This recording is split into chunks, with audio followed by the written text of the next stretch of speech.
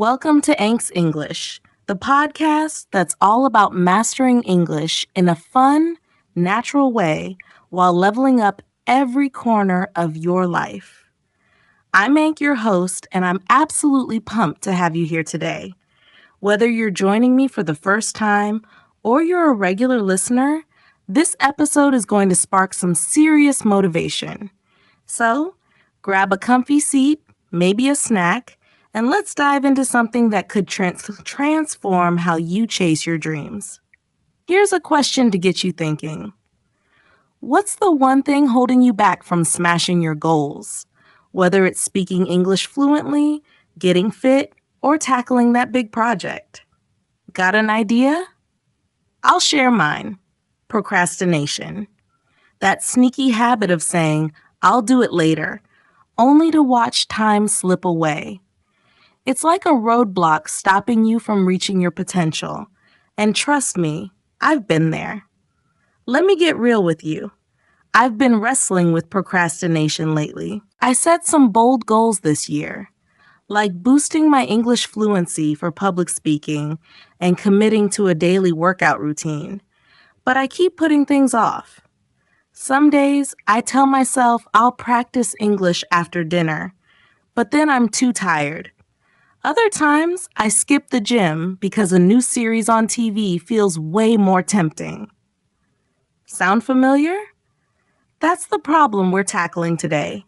How to kick procrastination to the curb and make progress in your English learning and beyond. Stick with me because this episode is packed with practical strategies to help you stop delaying and start doing. We'll also dive into some intermediate level vocabulary later to make your English sound smooth and natural. By the end, you'll have tools to overcome procrastination and take your English skills and personal goals to new heights. Let's get started. First up, break tasks into tiny pieces. Procrastination loves big, daunting goals. When I started learning English, I'd set huge targets, like studying for an hour every day or memorizing dozens of words at once. But the moment I sat down, I'd feel overwhelmed, thinking, this is way too much. So I'd push it off, promising I'd start tomorrow. Then I discovered the power of small steps. Instead of an hour, I committed to just 5 minutes of English practice, maybe reading a short paragraph aloud or learning one new phrase. It felt so manageable that I had no excuse to skip it. And here's the kicker. Those 5 minutes often turned into 15 or 20 because I got hooked. This works for any goal. Want to read an English book? Start with 1 page. Want to exercise? Try a 10-minute walk. By making tasks tiny, you outsmart procrastination, and starting feels effortless. Those small steps add up. 5 minutes of English practice daily becomes over 30 hours in a year. Imagine the progress. The trick is to focus on starting, not finishing. When you keep it small, procrastination doesn't stand a chance, and you build momentum without even trying. Next tip. Try the 2-minute rule. This one's a game changer. When you're tempted to procrastinate, commit to doing the task for just 2 minutes. That's all. For English learning, this could mean practicing 2 sentences aloud, listening to a podcast for 2 minutes, or writing 1 sentence. For other goals, like fitness, it might be doing 2 minutes of stretches. Why does this work? Starting is the hardest part. Once you begin, your brain often wants to keep going. I tried this with my English practice. I'd say, just 2 minutes of vocab review. Most days, I'd end up studying longer because I was in the flow. It's like tricking your brain into action, and before you know it, you're making real progress. Try it next time you're dreading a task. It's almost too easy to work. Another strategy. Plan your day the night before. Procrastination thrives when you're unsure what to do. I used to wake up without a clear plan, and I'd waste time wondering where to start, which led to distractions. Now, every night, I jot down 1 or 2 key tasks for the next day, like practicing English pronunciation or going for a run. It takes a few minutes, but it gives me a clear path. For English learners, try deciding the night before to review 5 new words or watch a short English video. Be specific. I'll practice speaking at 7 a.m. for 10 minutes. When you wake up, you don't have to think. You just do it. This clarity cuts through procrastination and makes starting feel natural. Plus, completing those tasks feels like a win, setting a positive tone for your day. Let's talk about making tasks enjoyable. Procrastination wins when we see tasks as boring or tough. I used to dread English grammar exercises because they felt like a slog. Then I started pairing them with things I love, like listening to upbeat music or watching a fun English show to practice listening. Suddenly, studying felt like a treat, not a chore. You can do this too. If you're learning English, try studying vocab through a game or watching a comedy series in English. For other goals like working out, play your favorite podcast or music during exercise. The goal is to tie the task to something that sparks joy. When you look forward to the process, procrastination loses its power and you're eager to jump in. Next up, eliminate distractions. Your environment can make or break your focus.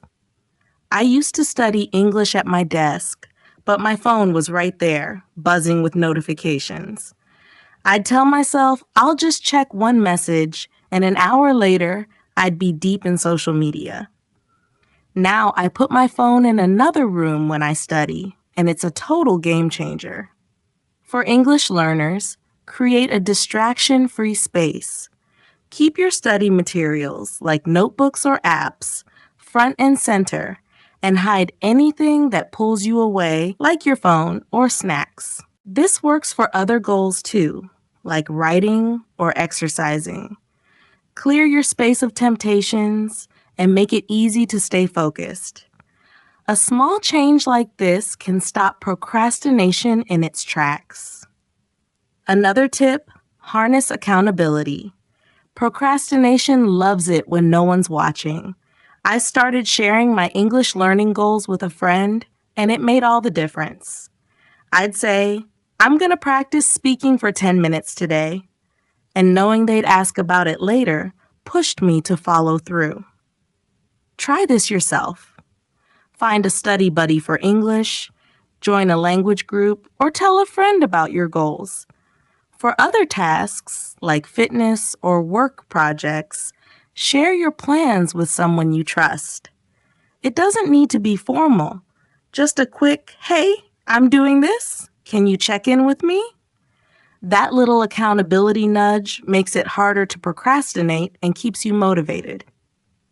Let's move to another strategy, reconnect with your purpose. Procrastination creeps in when we forget why a goal matters. When I started learning English, I'd sometimes skip practice because I wasn't seeing quick results. But then I reminded myself why I started: to connect with new people, travel confidently, and open career opportunities. That bigger picture kept me going.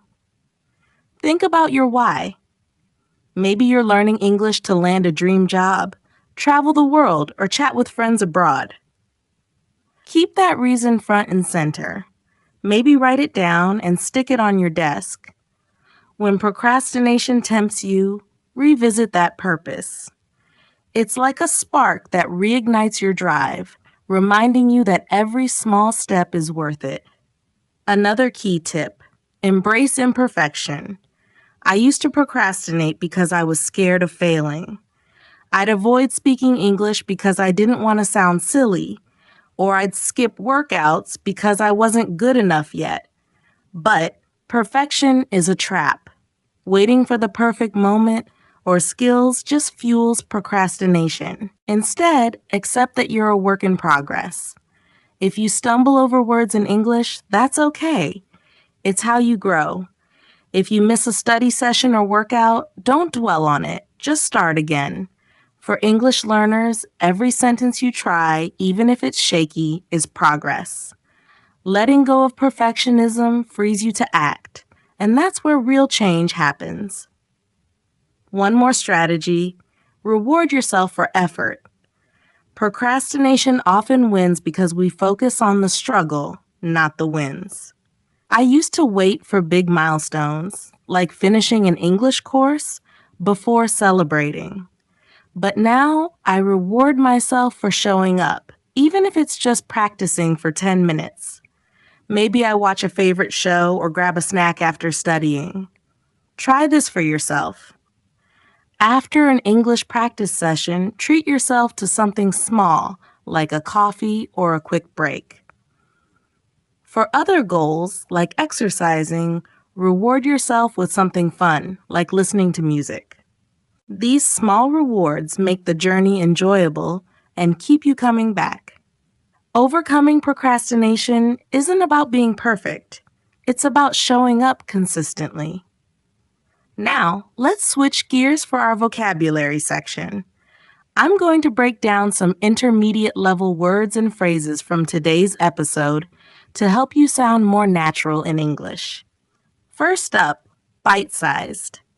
This means something small and easy to manage, like breaking a big task into bite-sized pieces. For example, I tackled my English studies in bite-sized chunks to avoid procrastination. Try using it in a sentence to make it stick. Next in the flow. This describes being fully focused and productive, like when a task feels effortless. For instance, after starting my 2-minute English practice, I got in the flow and kept going. Another word, roadmap. This means a clear plan or guide, like planning your day the night before. You might say, having a roadmap for my English studies kept me on track. Last one, temptation. This refers to something that distracts you from your goals, like notifications pulling you away from studying.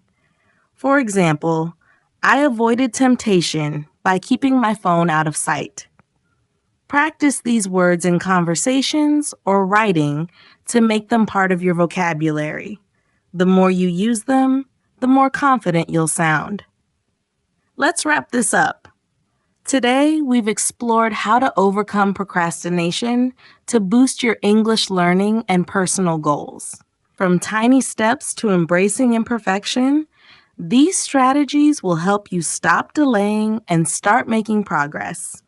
Procrastination might be tricky, but you're tougher. Keep showing up, stay focused, and make it fun. Thanks for joining me on Anx English. You've got the tools to beat procrastination and achieve your dreams. So go for it. Share your progress in the comments, and I'll catch you in the next episode. Until then, keep shining.